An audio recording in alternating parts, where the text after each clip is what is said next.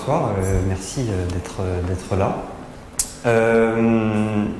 J'ai envie qu'on parle de nous pour ouvrir ces sessions, puisque c'est à moi que revient la difficile tâche de les ouvrir. Qu'on parle de nous parce qu'on est a priori tous ici pour les mêmes raisons, parce qu'on fait une école de communication, mais vous remarquerez, et heureusement, qu'entre nous, il y a beaucoup de choses qui nous divisent. On a chacun des hobbies différents, on a des passions différentes, on a des avis différents sur beaucoup de choses. Et ce sont des choses qui, a priori, devraient plus nous diviser que nous rassembler. Pourtant, il y a quelque chose de plus grand qui nous rassemble. Et c'est ce que j'appelle cette part d'humanité qu'on a, ce qui fait de nous des êtres humains, qui nous permettent d'échanger sur ces sujets plutôt que de nous diviser. Alors, comme je ne savais pas trop comment vous en parler, j'ai décidé de vous raconter une histoire. Alors, c'est l'histoire d'un jeune garçon qui est assis sur un banc et qui a sur ses genoux une boîte. Arrive un petit vieux qui s'assied à côté de lui. Et au bout d'un moment, au bout d'un petit silence gêné, le petit vieux finit par lui demander ce qu'il y a dans sa boîte. Alors, le jeune lui dit « c'est ma collection ». Il dit ah, c'est bien une collection. Moi aussi, je suis collectionneur, je collectionne les réponses. Ah, c'est bien les réponses, mais ça ne sert pas à grand-chose. Comment ça, il est un peu vexé, mais il dit comment ça ne sert pas à grand-chose. Tu as quelque chose contre les réponses? Il dit non, j'ai rien contre les réponses, mais j'échangerai pas une question contre une réponse. Pourquoi ça? Il dit parce qu'une réponse, pour moi, c'est un fragment d'une réalité qui est en perpétuel mouvement. Cette réalité, elle dépend non seulement de qui la regarde, mais aussi du contexte dans lequel elle s'inscrit. La réponse, elle est figée dans ce mouvement, alors qu'une question, elle est perpétuellement en train de questionner, d'interroger cette même réalité qui bouge. Alors il dit, oui, du coup je trouve ça un peu ridicule de collectionner quelque chose qui perd de la valeur avec le temps, finalement. Il dit ok, mais tu as quand même besoin de questions, de réponses pour avancer. Il dit oui, tout le monde a besoin de réponses pour avancer, tout le monde a besoin de réponses, puisque c'est les réponses qui nous font prendre acte de quelque chose et qui nous permettent d'avancer sur des questions. Un choix, ça reste une réponse qu'on choisit vis-à-vis d'une autre. Donc oui, tout le monde a besoin de réponses, mais c'est juste un peu idiot, je pense, de les collectionner. Il dit bon, donc visiblement pour toi, les réponses sont inutiles. Mais qu'est-ce que tu fais des questions inutiles alors? Et le jeune lui dit ça n'existe pas. Bon, le vieux trouve ça un peu gros, commence un peu à se foutre de sa gueule. Et le jeune continue en disant mais si ça n'existe pas, parce qu'une question inutile, elle en apportera toujours d'autres, plus utiles encore.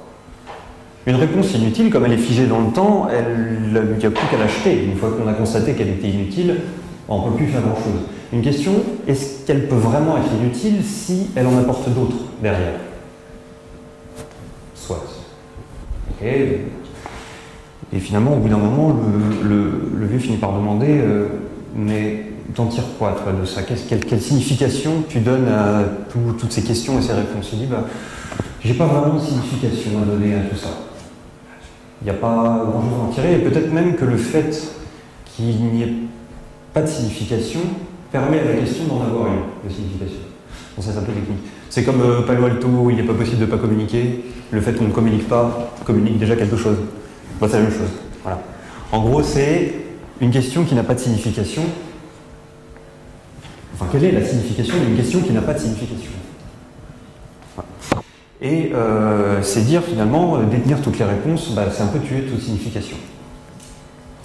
Alors le jeune dit, je ne parle pas de questions comme combien mesure le banc sur lequel on est assis ou à quelle heure passe le prochain bus, c'est des questions un peu futiles entre guillemets, mais plus de questions plus vastes, plus universelles si on veut, comme qu'est-ce qui a fait que deux personnes que tout oppose, a priori, se retrouvent assis sur ce même banc au même instant pour avoir cette discussion.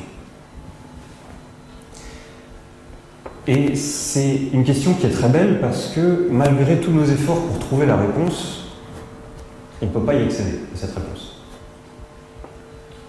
Donc le vieux qui commence à avoir un peu marre que le jeune ait réponse à tout et qu'il le remette à sa place à chaque fois, finit par se lever pour partir, mais avant de partir, il se retourne vers le jeune et il lui dit bah, puisque tu as autant les questions, j'en ai une pour toi. Si il n'y a que les questions futiles, entre guillemets, comme à quelle heure passe le prochain tram ou bus ou quoi que ce soit, qui méritent une réponse pour avancer, qu'est-ce que tu fais du coup des questions qui n'ont pas de réponse? Alors il dit, eh ben, c'est justement la question qui se trouve dans ma boîte. Parce que c'est de loin la plus belle et la plus rare de toutes, elle a en elle tout l'absolu de cette humanité. Parce qu'elle n'a pas de réponse, justement. Alors pourquoi je raconte ces histoires? Déjà parce que je les trouve très belles, mais aussi parce que moi je me pose une question, c'est savoir ce à quoi nous nous aspirons. Qu'est-ce qu'on veut devenir?